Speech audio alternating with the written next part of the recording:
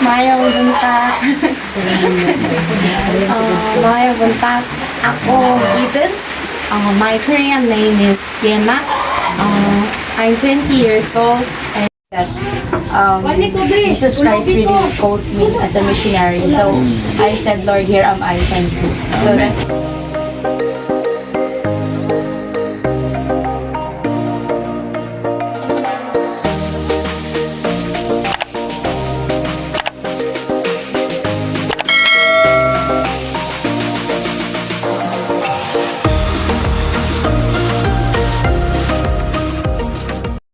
Kaya sa balay, ano tayo sa bahay nila Tanoy family, Inge, Ate Liming, and their son-in-law, tama? Son-in-law, yapon, tama kayo, okay. So,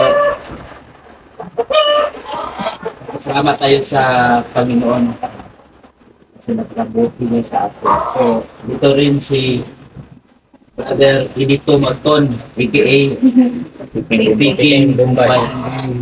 So, before we proceed, I will ask Brother Bibi Cabilis to with us.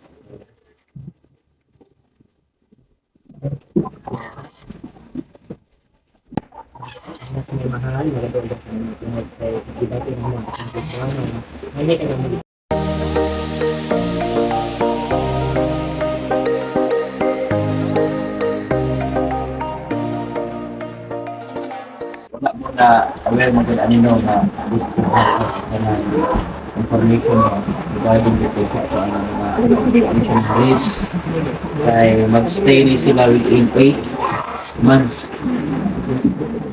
8 months or ilan na lang? Ilan na lang buwan?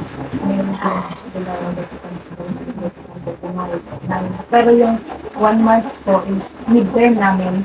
So, magkasama po ulit yung team setting. Lahat na po dito yung missionaries. So, maybe 8 months. 8 months, okay. Hanggang January.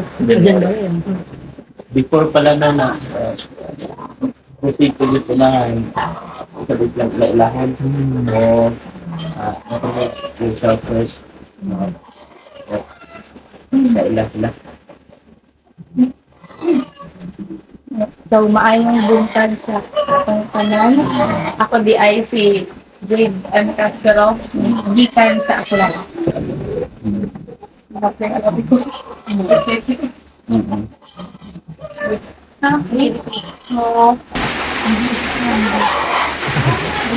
Mayang buntak.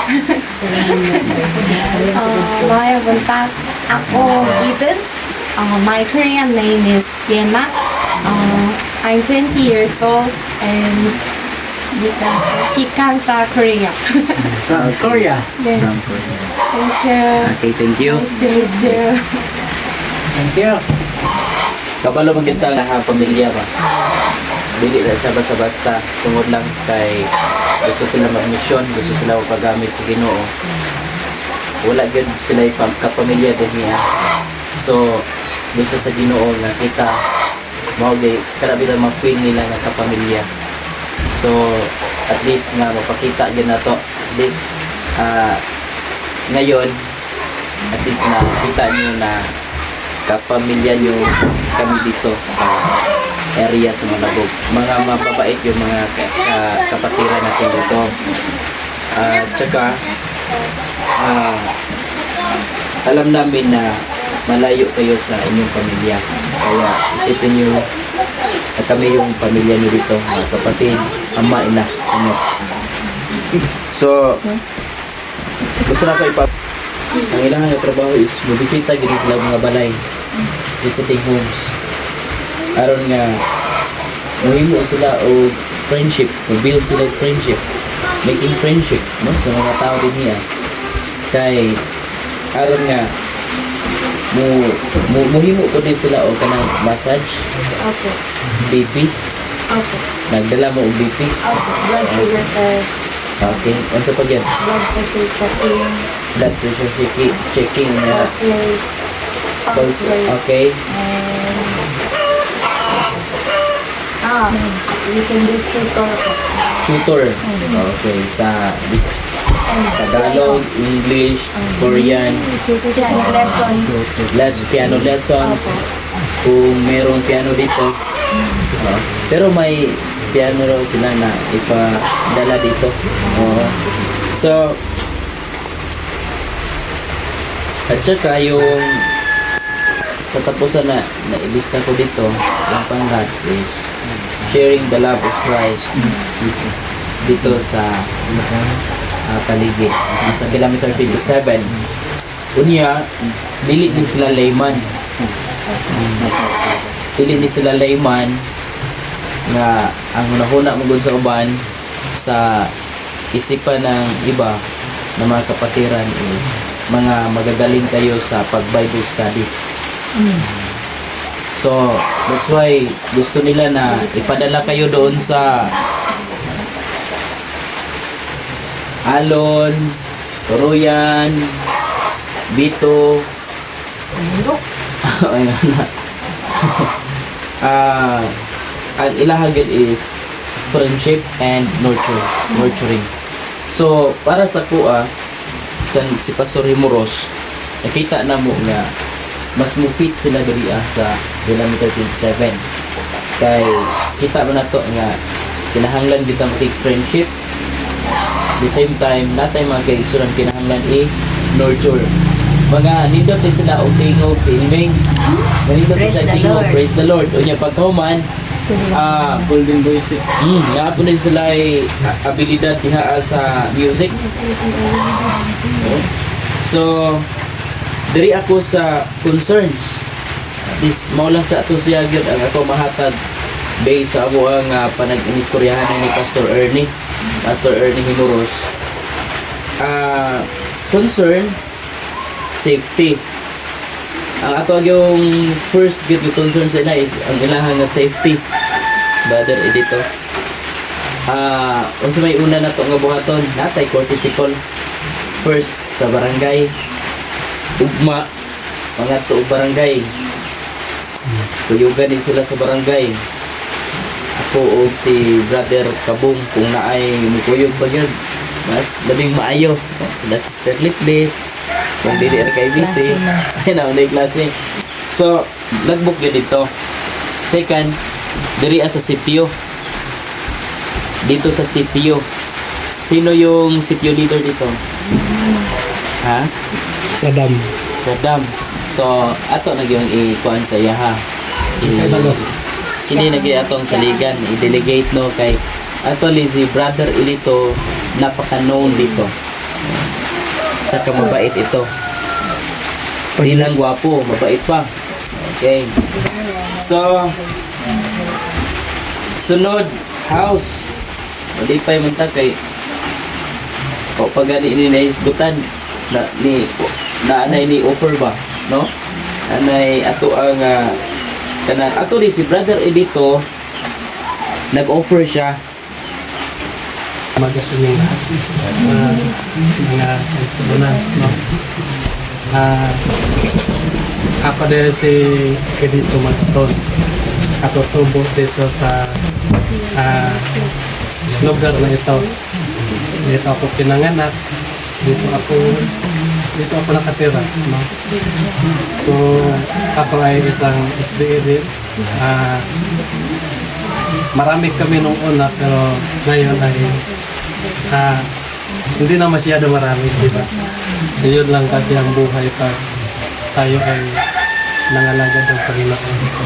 Hindi natin maiwasan nga merong mga tao nga kasama natin nga biglang mawala, biglang lumaho, tapos bumalik na naman. So ganun lang ang buhay dito ng ating mga kababayan. So unang-una, ako nagpapasalamat ang Panginoon nga dumating kayo dito sa amin. At lalo na kay Brad, kay ate, na willing nagtanggap sila na tumira kayo dito sa kanilang bahay. Pero hindi naman sa ganun nga hindi ko kayo pinapatuloy sa bahay. Kasi po ay nandidiri ako sa inyo. Hindi yung ganon. gusto ko lang nga maluag-luag dito, maganda. So, gusto ko nga kanang matulog bitaw mo nga kanang tindot ba? Comfortable. Opo. So, yun nga naisip ko nga tinawagan ko si ate kanina nga okay ba kung dyan tumira yung missionary sa iyo? Kasi doon sa amin ay medyo masikip. Oh. So, mas maganda. Sabi niya nga, walang problema, Brad. Ayos lang. Amen. So, masaya ako dahil ang Panginoon nandito talaga sa aking dibdib. No? So, ngayon ay gusto ko lang huwag lang kayong mahiya sa amin dito. No? Pero, sorry na po kay medyo hindi tayo magkakaintindihan, lalo na itong isa. Pero okay lang itong isa. Parang Tagalog ito, isa. Parang hindi kami magkaintindihan. Pero kung bigyan mo ako ng pagkakataon nga turuan, siguro magkakaintindihan tayo. No? So, siguro, dahil gusto ko rin nga makaintindi ng English. Dahil alam mo naman nga marami tayong, di ba, nag-vlog tayo. Minsan mahihiya ako mahihiya na lang ako magsalita ng mga, kasi hindi natin maiwasan nga may mga English dyan nga ba. Minsan mahihiya ako, pastor, na magsabi. Hindi na lang ako magsalita ng Bisayain ko na lang.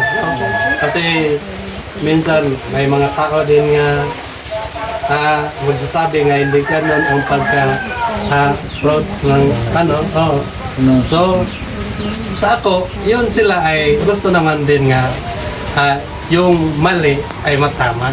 No? So, ang tayo lang dito, ma'am, ay magtulong-tulungan lang tayo, no? Para marami pang mga kababayan natin dito nga madala natin doon sa ating Panginoon.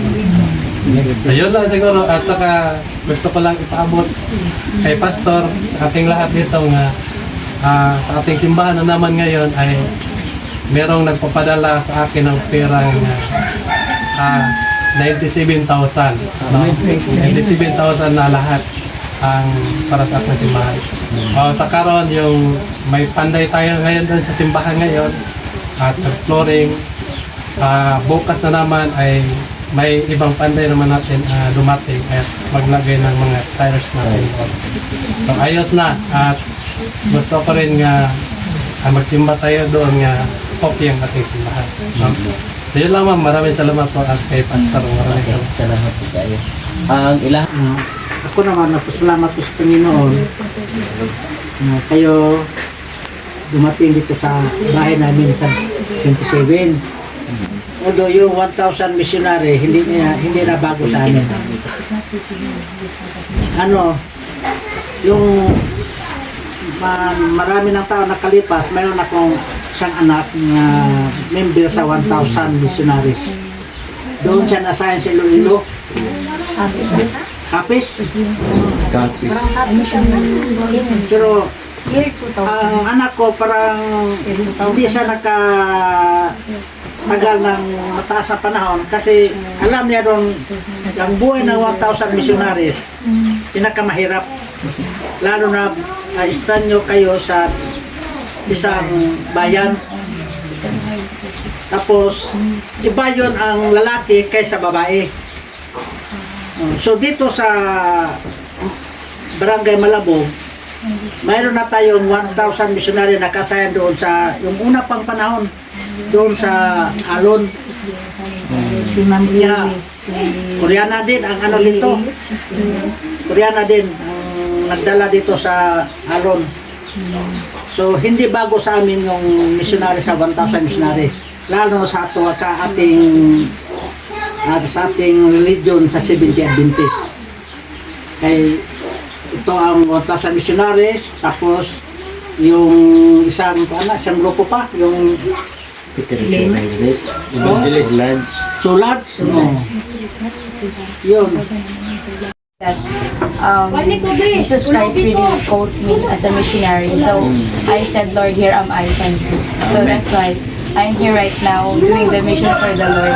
Even a lot of people keep on saying that, oh, why you leave your job? You have a good paying job, because I'm instructor in the university. But I said, the money that we're having in this place cannot hindi po matutumbasan the eternal life that God wanted us to give. So, yun, I stop. Kahit yung police nagtatanong sa akin, the president, and then, okay lang po yan, babalik po yan. If we seek ye first the kingdom of God, and then all these things shall be added, shall follow unto us. Okay, even Eden was a nursing student. Nursing student. So, naura siguro to siya, no? Ato ang gamay nga pag-isgot-isgot. Siguro tapuso na to ni siya. Pinagis pag-ampo ang yun na to si Elder Bibi.